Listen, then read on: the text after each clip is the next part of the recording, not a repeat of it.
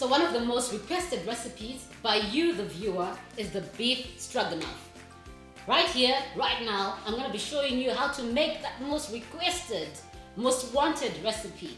I'm Dasifa Zaimudekwa and this is the menu. Right, what I need, some beef, steak, perfect, the 2-minute steak, just like this. I'll need my mushrooms, you can use button mushrooms. I'll need some onion, some cream or natural yogurt. I'll also need a bit of flour, some margarine, some spices to just have this beautiful dish. So let's get started. Our oil on the stove, just heating gently. And on this side, I'm going to be cutting my mushrooms. A rough chop. It doesn't have to be too complicated. You will need to enjoy it. You know, cooking is not a rocket science. If you try to make it too complicated, you will not enjoy it. Right, so that goes on the side. Now, my onion. Because I've got strips of mushroom, I'll also make strips of onion. And that's it, strips. Okay, I need to grab a plate to just put these things inside. My oil is just heating gently. The mushroom on the side. Now the onion again by the side in strips. Okay, perfect. Strips.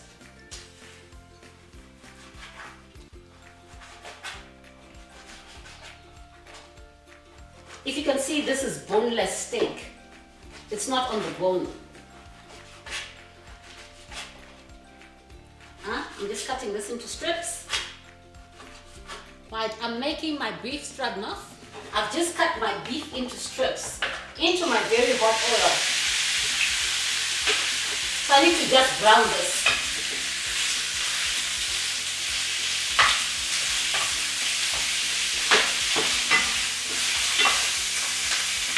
Some steak. This is the boneless steak. So we can just fry it.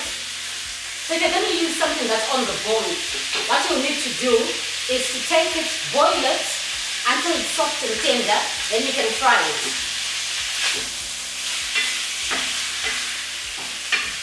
Yeah. This is beautiful. A lovely piece of steak. So what do you do when you have a steak like this? Some spices. All of those beautiful beef spices, I'm just going to add them in there to just help with the browning. What else do you do when you have a beautiful steak? Some salt and pepper. You can do without some salt and pepper. This is what breaks or makes a perfect dish. Okay. Give it a stir. And when it's golden brown, you can remove it. Okay, so let's just give this a minute or two. So I'm making a beef stroganoff.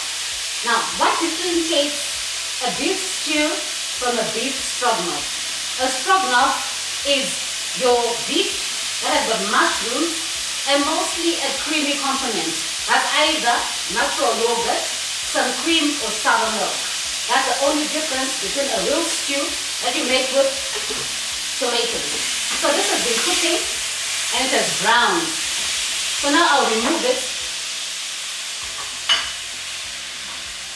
into this bowl. I just feel like tasting this meat, but it's super hot. So unfortunate. But anyway, let me just let it cool down a bit. And then in this same pan, this is where I'm going to be frying my mushrooms. Hey, that's a lot of nyama. I love nyama. Yep. Okay. Some margarine, about a tablespoon, into that same pot. This is where my onions and my mushrooms are going to come in. Ah, perfect. Okay. So now, this is going to just simmer for about 5 or so minutes. This is home cooking. You can use button mushrooms if you so wish.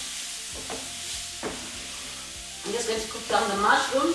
After cooking down the mushroom, I'm going to add in my cream. I'm going to add in my beef stock, which is the stock of the beef, especially when you boil beef. Okay? You've got that water that remains. That's what you call a beef stock. This is very nutritious. It's very delicious. It's got all the flavors of the beef because when it's boiling, it's releasing its flavor. So when you throw this away, you're throwing the good stuff. Please don't. The good stuff. Yeah. Here, a bit of corn flour or flour. Perfect. Perfect. Perfect. So this is just cooking down. I've let it into very big chunks because I've got strips here. I went with the same. I also went with strips for this one. So once this is wilted, what I'm going to do now, I'm going to add in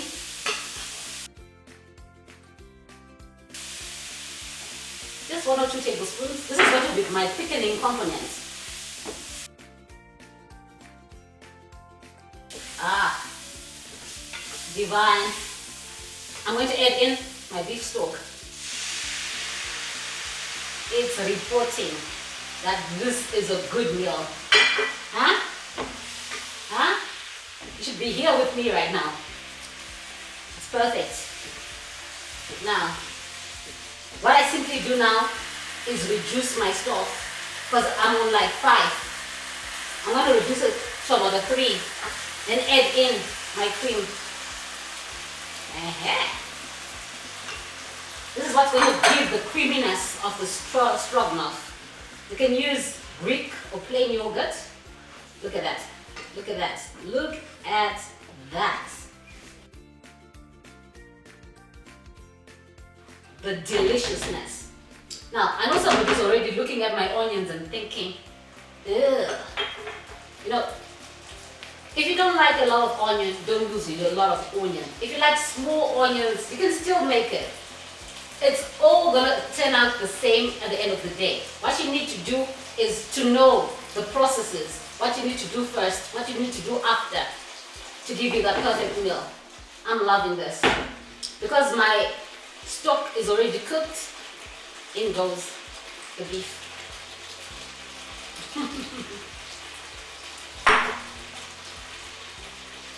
When you're cooking, you need to approve your dishes. People, before you serve people, you need to know how it's tasting, and this is tasting fantastic. Okay, I'll just wipe my hands. Perfect. Ah, it's a chisa nyama in here. All the nyama goes in. So now I've added in the beef strips. All that's left is to close this up. Let it simmer for about 5 or 15 minutes to really release all those flavors. And my onion will reduce and wilt further. And then I'm going to serve this with a chapati. Now this time I'm not making an Indian chapati. I'm going to East Africa. Join me in the next segment.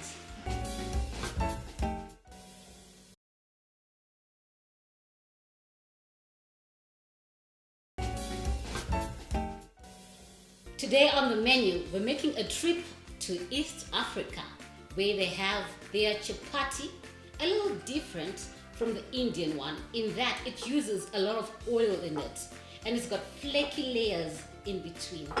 Now, this is something you don't want to miss. It's easy as a breakfast, lunch or dinner ingredient. You can also use it to make your shawarma or just to have it with your stews and soups. So let's get making the chapati. In here, I've got 1 cup of flour. Now, for every 1 cup of flour, you need about a teaspoon of salt. So I'll put a teaspoon. being a little generous. And a quarter. Right. Just a few drops of oil.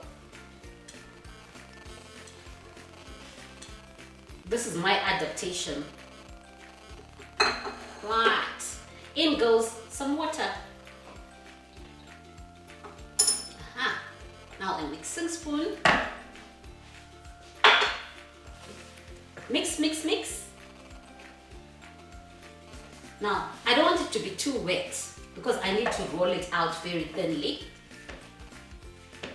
So in about a minute, my hands will be going in there. I need to knead this. Okay.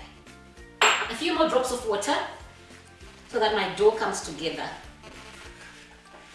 This is what I'm looking for. So this looks perfect. Okay. Now when you're cooking, there's one thing that you're not supposed to be afraid of making a mess, of using your hands. Otherwise you won't enjoy it. You need to go in with your fingers just to have the full experience. Huh? Mix it, mix it, give it a turn, mix it, kneading it. Right. Here I've got a well-cleaned surface. So now I'm going to take it out of the bowl and then knead it on the surface so that most of you can see how this will be looking like. Okay, onto my surface, make sure it's properly cleaned. Again, we said kneading uses the heels of your hands. Right, so I'll be doing this for the next 5 minutes and I'll be back to show you how to finish this off. Right, so I've been kneading this for about 5 minutes and I let it rest to relax the gluten in it. So what I need to do is sort of cut or just remove some small balls, just like that.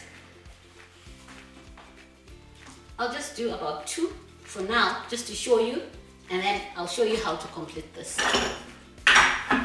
Okay, here with me, I need a bit of flour on my board. You sort of tuck it in at the bottom like that, the edges, huh? Like I'm making buns.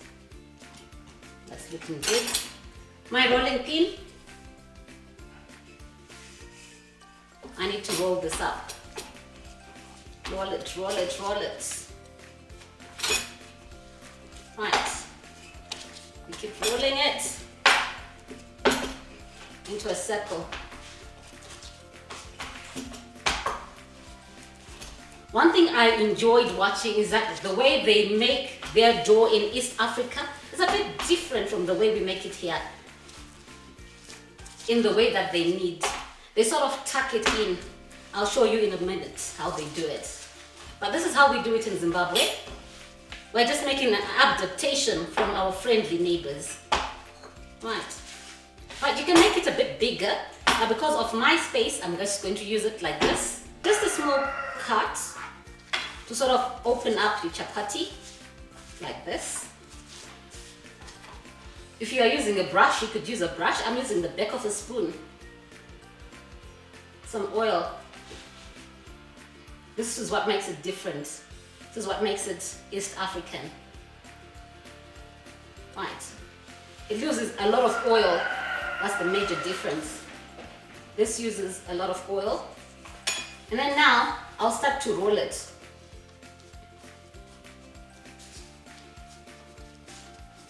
Huh? Almost like I'm making a Swiss roll. Roll it, roll it, roll it. You know, being in the kitchen can be quite playful. Somebody would wonder, what on earth are you doing? Oh, look at that. So, I'll take this piece and just roll it in. Tuck it in the center. Put this aside and I'll show you how to do the rest. So I showed you the first way of putting a slit and then start folding it. But because I'm sometimes so lazy in the kitchen, as is some of you, well, hey, sometimes you don't need to bembeleza in the kitchen. That's what they told me. It's called to bembeleza, just being slow, slow, slow. So I've devised my own shortcut. I don't tear it up. I just leave it like that and then start to roll it. It gives almost the same effect. The only difference I've seen, this one sort of then curls up at the edges. but still you can always find a way around it. Huh? Tightly roll it. Right, with all the oil in there, tightly wrap it around, rolling it like that, rolling it like that. Then when you get to the edge, take it and press it in the center. Now, that's the second stage. The first stage was the dough, now the rolling. Now, the last part is the frying. I've got my pan. Right, I now need again to use my surface, some flour. Okay, I'm grabbing my rolling pin, my chapati. Just go on top and roll it out. Roll it out thinly while your pan is heating. Just like that. Super, super simple, super easy. And now the layers of fat is just what's going to give us those layers of flakiness. Almost like you're having a flaky pastry. Can you imagine? Just 5 minutes and you have something so beautiful. Now you could roll it up more thinly, but well, I say I don't like to be embeleza in the kitchen. That's being slow, slow, slow. In Kiswahili, I hope I'm saying it right. Into my hot pan. I'm going to leave it in there until I start to see some bubbles on the top. So while I wait for this one, I'll be rolling the second one. Mostly when I have chapati at home, this becomes my dinner. I don't need sadza or rice. This actually makes a good meal. A lot of flour so that it doesn't stick. So I'm starting to see some bubbles, some bubbling away. Let me give it another minute while I roll this one out. Right, I think it's time to flip it.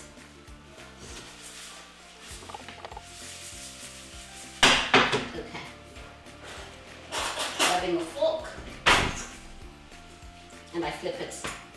You can see just a bit of browning on the top. So when you do this now, that's when you add in your oil. On top, roll it again. Rub it on top, just the same way we did when it was still on the surface. Rub it, rub it, rub it, rub it. Remember, this is the East African chapati. Right. So I'm making my chapati and this is how it looks like. Let me remove this one and show you. There you go. Beautiful, crunchy, golden. So I'll do the next one. Okay. So I think this is about done. Yep. Into the pan again. Right. So remember, we don't put oil in the pan. We let it have bubbles on top and then we can flip it onto the other side. So when this is just bubbling off and cooking on the underside, I'll be clearing off all this flour and I'll show you how to turn this chapati. Right, so I've got my chapati again. It's looking beautiful and golden. So every time you flip it, that's when you put in, you rub some oil. So you can use the back of a spoon or you could use a brush. So this is done. I put it in here. Right, so I need to show you something. Can you see how it's flaking? This is what tells you we're in East Africa, the East African chapati. Right, I've got one more dish to show you and then I'll plate this all up.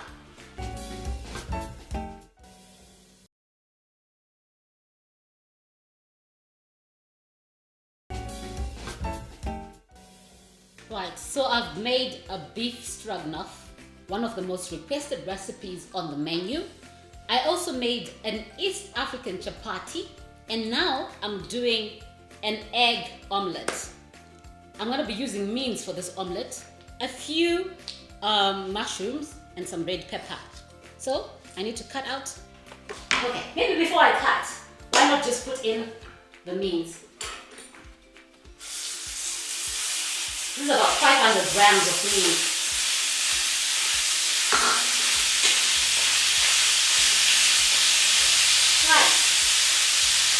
is sizzling away, I'll be cutting up the rest of my items.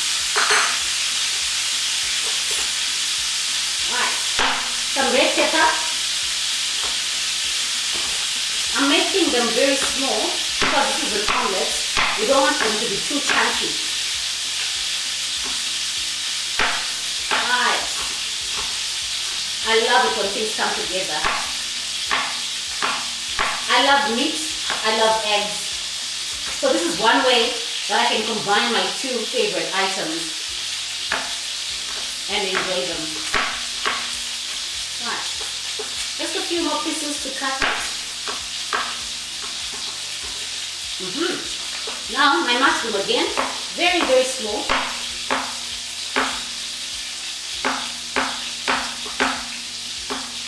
Right, that looks beautiful. So I'll be doing my eggs, put them into a bowl, put away the shell, again, another one, and put away the shell. This is my third egg because I've got about 300 grams of meat. Right, so let me just let this brown. So I've browned my meat. In goes some spices. Just spice up your life, spice up your life, spice up your food.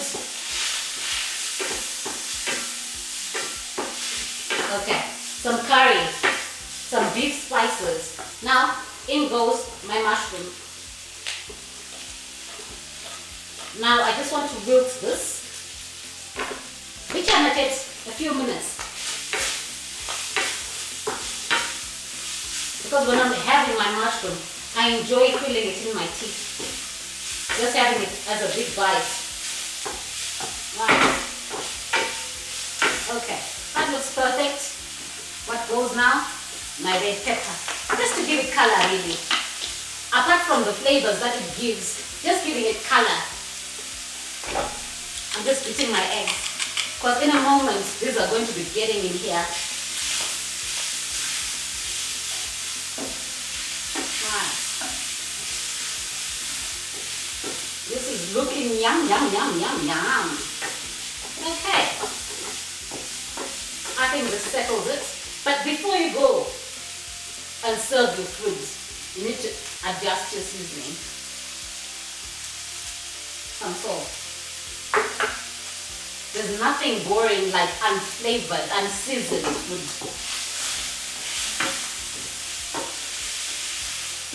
Right. And then lastly, the beautiful egg. In it goes. Just give it a tap so it goes around the egg, around the meats. Then I'm going to leave this. I'm going to grab a lid so that I can close it up, so that it can nicely simmer and set the egg. So in this episode, I made some chapati. I also made some beef stroganoff. And lastly, I made one of my favorites, an omelette with mince and eggs. So now I'm ready to serve. Right, my beautiful beef stroganoff. Remember, this is just beef with cream, and the make or break of this dish is the mushroom. That looks beautiful. Just a few garnishes there. Now, this is me in a plate or in a pan. This is a meal on its own, but you can actually have it with bread or the chapati. Okay, let me try to. Aha! This is good. Right, look at this. It's beautiful. Now, a rosemary twig. And to show that there's something going on in the kitchen, look at this. Some chapati, some egg, your beef stroganoff, and it's looking very, very, very delicious. I'm really loving the colors. What? I think that looks perfect. And there you have it, a dish with beef stroganoff, East African chapati, remember, and also a means omelette. Thank you so much for watching the menu. We are here to show you simple, easy ingredients, restaurant standard in your own kitchen.